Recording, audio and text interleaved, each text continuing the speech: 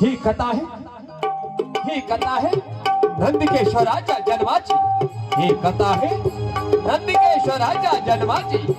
ब्रह्मदेवाच्या उतांचू पुत्रापासून शिकी जन्मला। ब्रह्मदेवाच्या उतांचू पुत्रापासून शिकी जन्मला। एके दिवशी शिकी इंद्रलोकी गेला। आणि इंद्रलोकी गेला असता काय घडले? इंद्रलोकी गेला असता इंद्रदेवाने शिकीकडे पाहिले देखील नाही। कसा पाहणार? त्याच्या समोर मेनका रंभा उर्वशी याचे नृत्य गायन चालू होते। आणि या नृत्य गायनामध्ये दंग झालेल्या इंद्राने शिकीकडे पाहिले देखील नाही। आणि याचाच मनामध्ये अपमानाचा समज करून शिकीने इंद्रदेवाला शासनावरून खाली ओढे।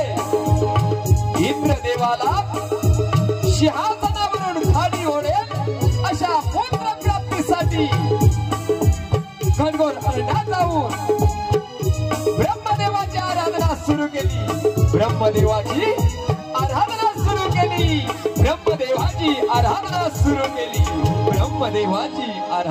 सुरू केली।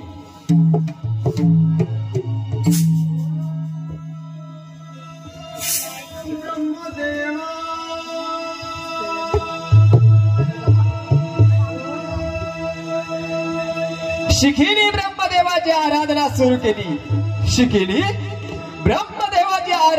सुरू केली। शिखीची आराधना ऐकून ब्रह्मदेव मनामध्ये हर्षित झाले। आणि शिखी समोर प्रकट झाले।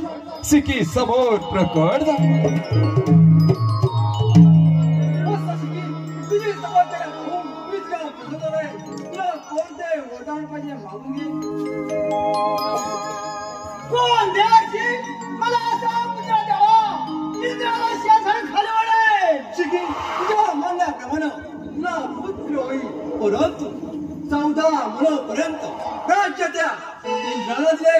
तोपर्यंत ते दुसऱ्या कुणाला मिळणार देखील नाही आणि देणार देखील नाही। तरी पण इंद्राला जिंकेल असा पुत्र देतो। तुला पुत्र सेठी बसवली आणि त्रिभुवनात पराक्रम गाजवेल।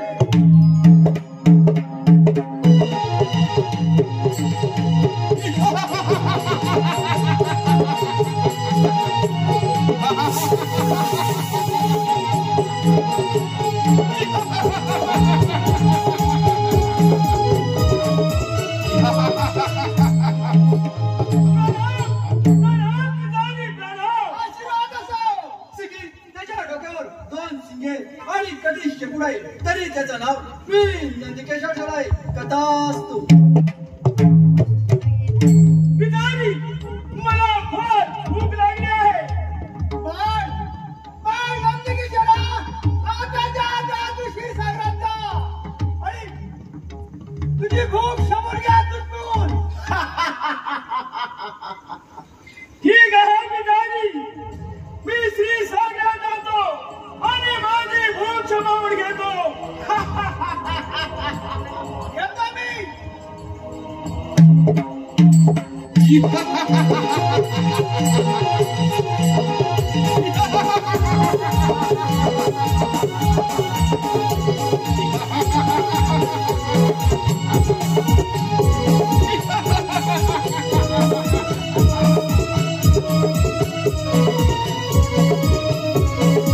शिखीने ब्रह्मदेवाची आराधना करून ब्रह्मदेवाला प्रसन्न करून घेतले।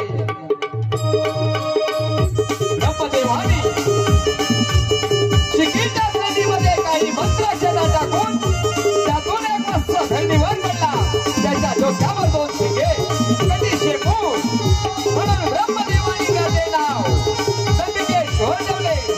नंदिकेश्वर आपल्या पिताजीची आज्ञा घेऊन आपली भूक थांबवण्यासाठी श्रीसागराकडे प्रयाण करू लागला।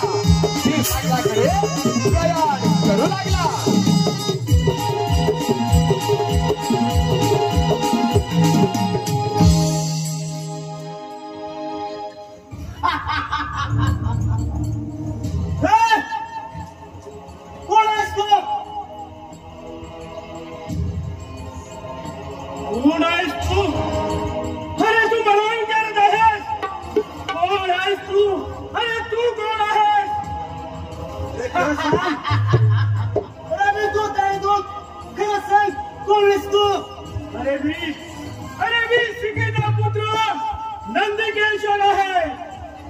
अरे मग काय आहेस ते आलो आहे. अरे माझ्या पिताजीने मला सांगितलं आहे श्री सागरात जाऊन दूध पिऊन तुझी दूध खूप क्षमावून घे तर सागरीत आलो आहे. यशोदा तू जायतून तुला शिरसागर दूध कधी मिळणार नाही. खरे नाही ते शक्य होणार नाही. तर कसं नाही चालतं पाहतो मी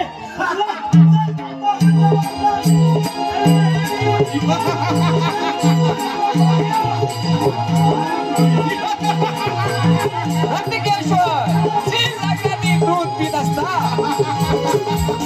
विष्णुदूताने पाहिले आणि विष्णुदूताने नंदिकेश्वराला विरोध केला. आणि हा भुकेने व्याकुळ झालेला नंदिकेश्वर चौथाल सुटला. नंदिकेश्वराने विष्णुदूताशी युद्ध पुकारले आणि क्षीरसागरामध्ये नंदिकेश्वर आणि विष्णुदूत यांचे युद्ध सुरू झाले.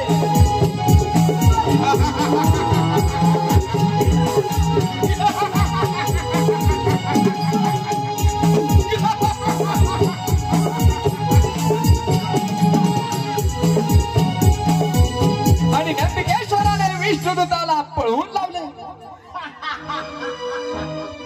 अरे बैलास नंदिकेश्वराचा पराक्रम आता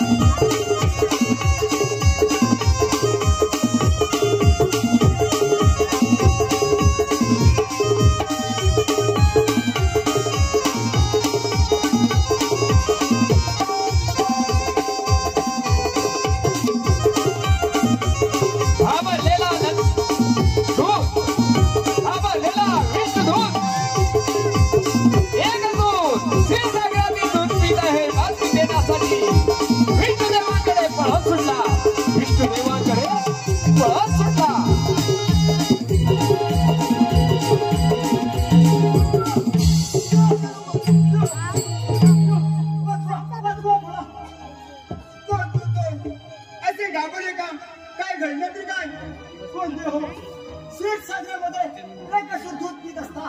मी त्याला विरोध केला आणि त्यावेळेला त्याला तुम्हाला कोण सोडलं आहे काय क्षीरसागरामध्ये एक अजून दूध पिते हो आणि त्याने तुम्हाला सोडण्याची पुढे सोडले. ठीक आहे चला चला मग श्रीराम जाऊया. चला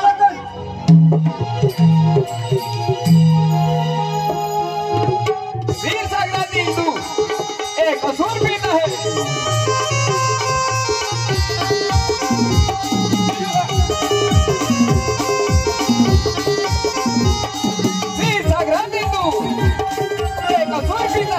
ही बातमी विष्णुदेवाला समजतात ते आपल्या दूताचं क्षीरसागराकडे प्रयाण करू लागले.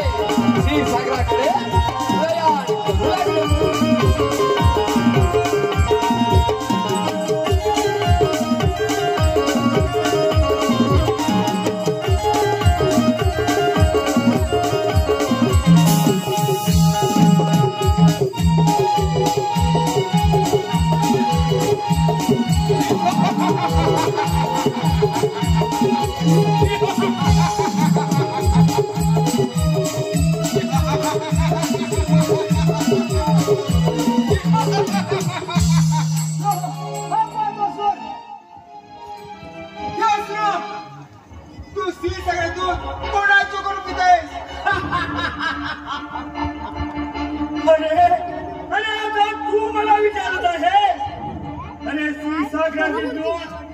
मी माझ्या अपघाताच्या पाण्या पित आहे.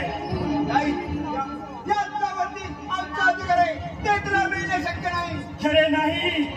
अरे तोपर्यंत माझी भूक भागत नाही तोपर्यंत मी तो जाणार नाही. ठीक आहे कसं नाही जात ते बघतो.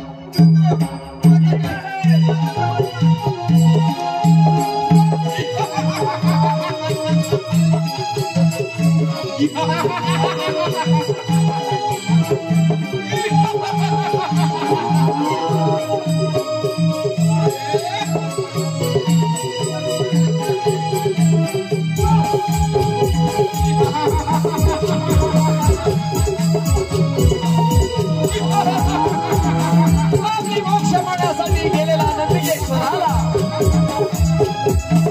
विष्णुदेवाने रोखले असता नंदिकेश्वर चौथावर उठला. त्याने विष्णुदेवाचे युद्ध मुखाचे आणि दोघे शूरवीर निग्रहाने लढू लागले.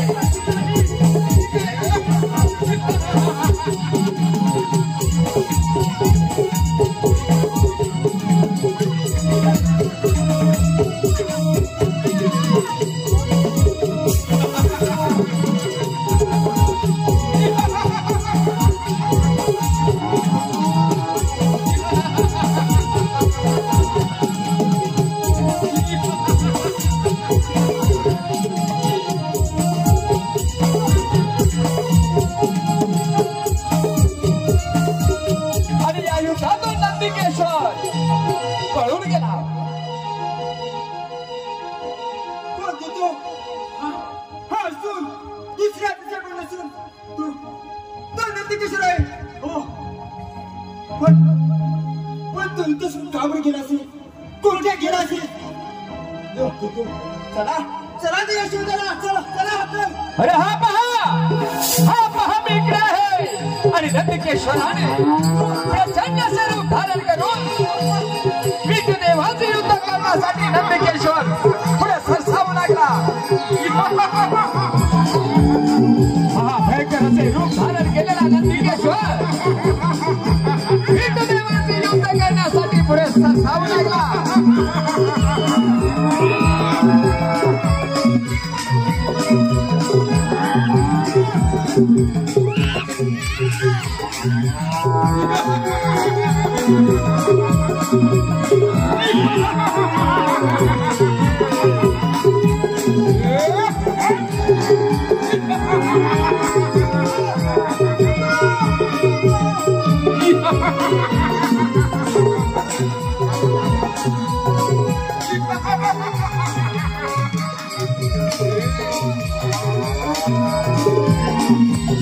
नंदिकेश्वराला रोखण्यासाठी नंदिकेश्वराशी युद्ध करण्यासाठी नंदिकेश्वराला रोखून धरले.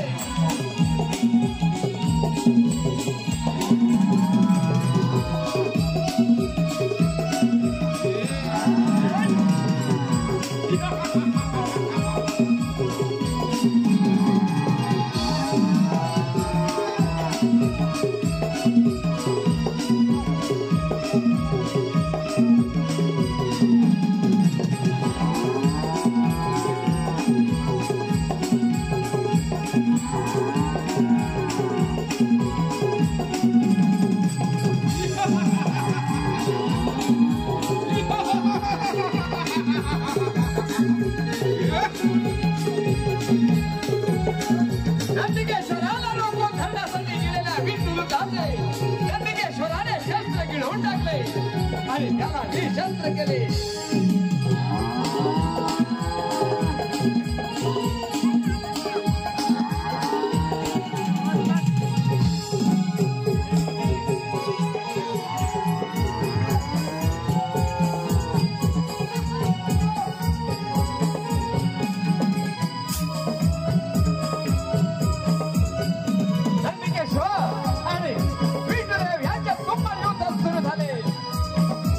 युद्धामध्ये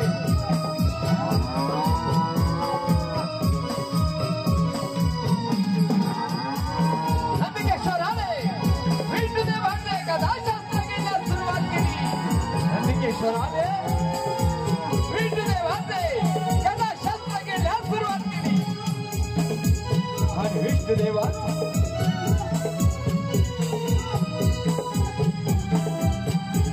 कदा शस्त्र घेऊन नंदिकेश्वराने विष्णुदेवाला निशस्त्र केले.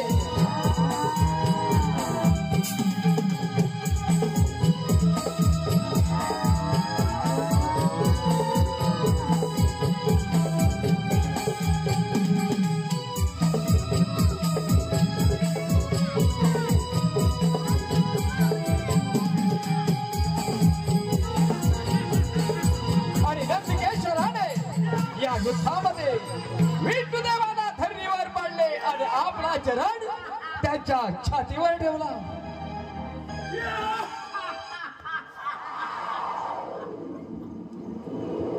अरे पहिल्याच्या नंदिकेश्वराचा पराक्रम. हे नंदिकेश्वरा, तुझा पराक्रम पाहून मी तुझ्यावर प्रसन्न करेन. तुला काय हवे ते माझ्याकडे मागून घे. ठीक आहे देवा. अरे देवा, देवा देवा. अरे तू या साऱ्या जगाचा पालन करताय देवा. देवा, अरे माझी एकाच इच्छा आहे. अरे तोच माझा सांभाळ करावा अशी माझी इच्छा आहे देवा. ठीक आहे, तुझी इच्छा मी दोघा दिवसात पूर्ण करीन. तुझ्या चरणाची खून मी माझ्या तोऱ्यात घेईन आणि हातात शंख धरतो. त्या शंखाची लोक माझ्या आधी तुझी पूजा करतील. त्या शंखोदकाने मला स्नान घालतील. त्यांचे मनोत पूर्ण होईल.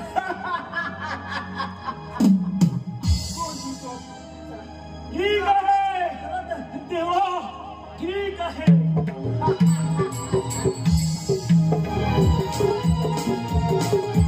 नंदिकेश्वराचे शौर्य पाहून विष्णुदेव नंदिकेश्वरावर प्रसन्न झाले आणि नंदिकेश्वराला म्हणाले, या नंदिकेश्वरा, तुला जे काय हवे असेल ते तू माझ्याकडे मागून घे.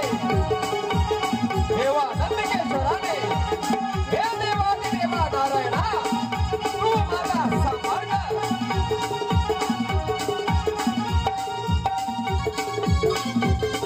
विष्णुदेवानी, हे नंदिकेश्वरा, व्यापार युगामध्ये मी तुझे पालन करी. तुझ्या चरणाची गुण मी माझ्या तोऱ्यात फिरवी. आणि शीतसागरामध्ये झालेल्या युद्धामध्ये नंदिकेश्वराचे दात पडले आणि त्या दातापासून शंख निर्माण झाले. त्या निर्मी शंख माझ्या हातामध्ये धारण करी आणि माझ्या अगोदर सारे लोक त्या शंखाची पूजा करतील. आणि जे लोक मला शंखोदकाने स्नान घालतील त्या सर्वांच्या मनात पूर्ण होईल असे अभय देऊन विष्णुदेव आपल्या निवासस्थानी गेले. आपल्या निवासस्थानी गेले.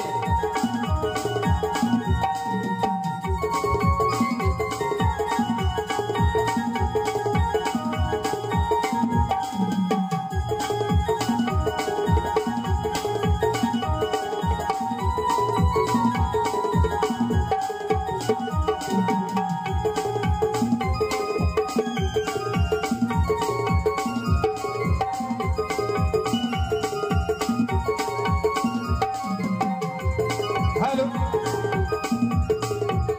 हॅलो, धन्यवाद रसिक हो, धन्यवाद. रसिकांच्या मनपसंतीतून आलेला पारितोषिक, रसिकांच्या मनपसंतीतून आलेला पारितोषिक सन्माननीय मोक्षमूळ आपल्या पिताजीकडे परत आला. आपल्या पिताजीकडे परत आला.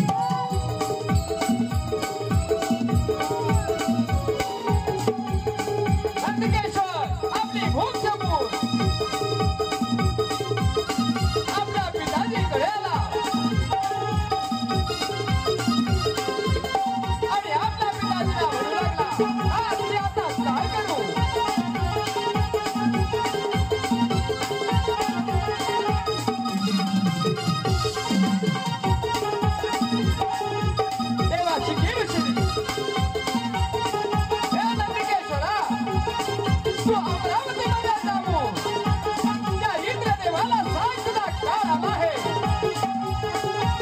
आणि अंबिकेश्वराने अमरावतीमध्ये जाऊ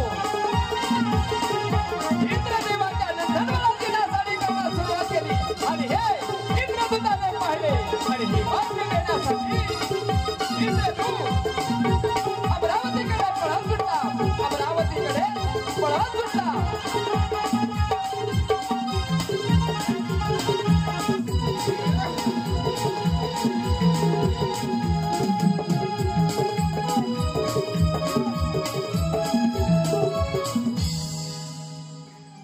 तू तो असं आहे खबरले का कोण देव नंदनवाचे कसूर आलाय आणि त्याने नंदनवाची नासाडी केले काय काय कसूर अरे आपला नंदनवाची नासाडी करताय हो चला त्याचा समाचार घेऊया चला चला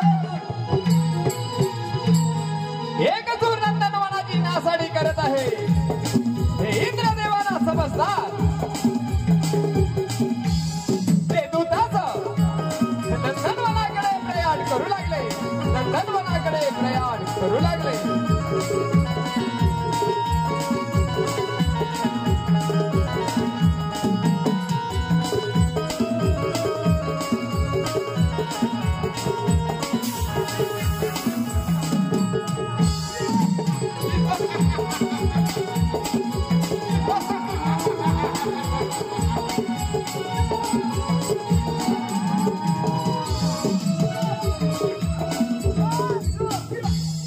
हा पण तो सोड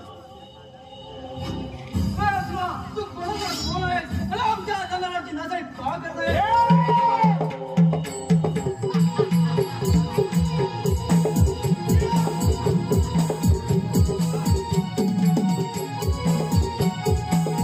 नंदनवनाची नासाडी करत आहे हे इंद्रदेवाला समजतात ते नंदनवनात घुसले आणि त्याने अंबिकेश्वराला विचारणा केली असता अंबिकेश्वराने एका धडकेने इंद्रदेवाला उंच उडवून दिले आणि उंच उडालेले इंद्रदेव शंकरदेवांच्या कैलास पर्वतावर जाऊन पडले शंकरदेवांच्या कैलास पर्वतावर जाऊन पडले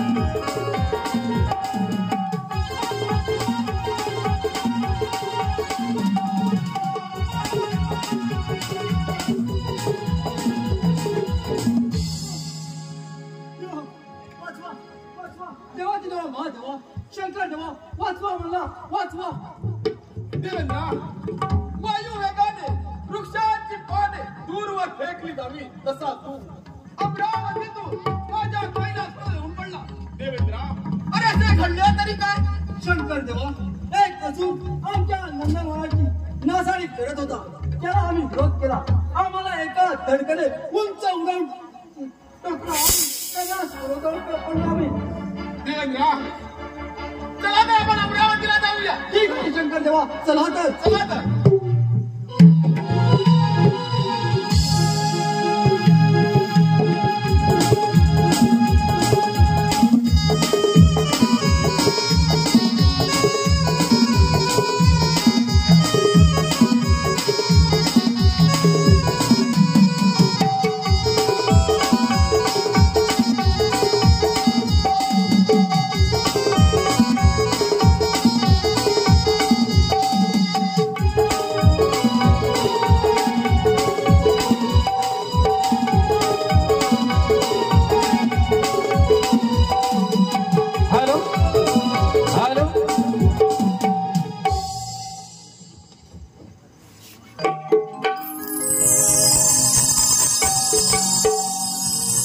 हॅलो धन्यवाद रसिका हो धन्यवाद रसिकांच्या मनापसंतीतून आलेलं पारितोषिक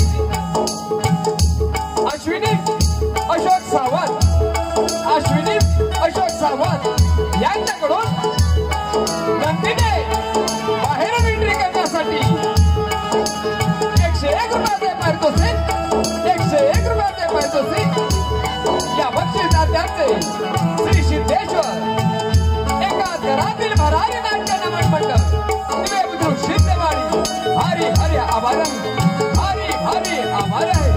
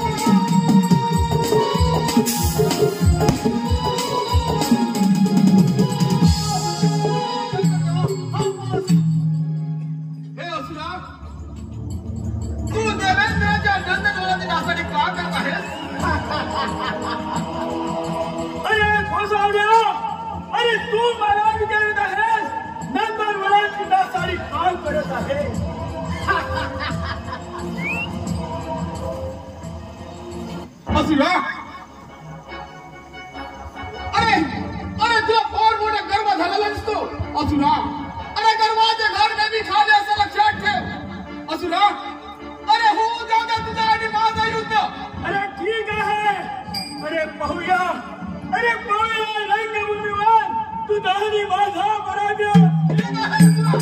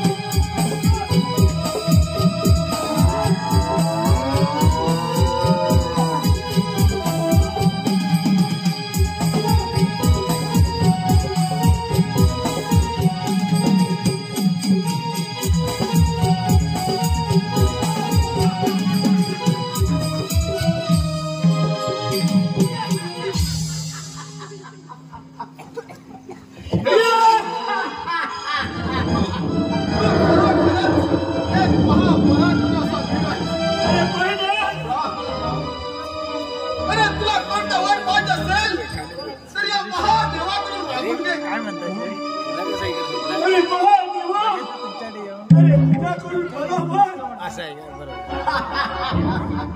आता गावाला अरे नको, अरे नको, अरे तुझ्याकडून मला काही देत नको देवा, अरे देवा देवा, अरे अरे तू या साऱ्या जगाचा, अरे या साऱ्या जगाचा दाता आहे, दाता देवा, अरे देवा मला तुझ्याकडून काही नको, काही